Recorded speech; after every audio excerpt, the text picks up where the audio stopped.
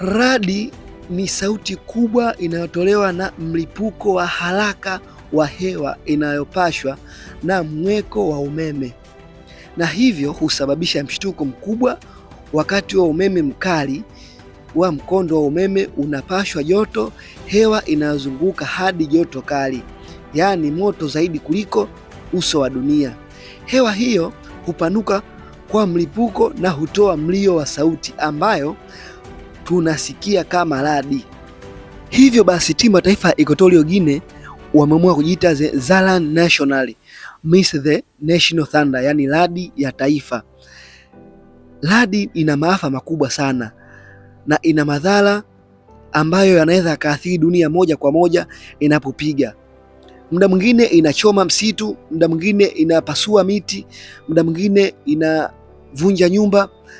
Na hivyo Equatorial Guinea wanapoingia uwanjani wanajipa hamasa kwa neno hilo kuwa wao ni radi ya taifa, hivyo wanapaswa wapambane.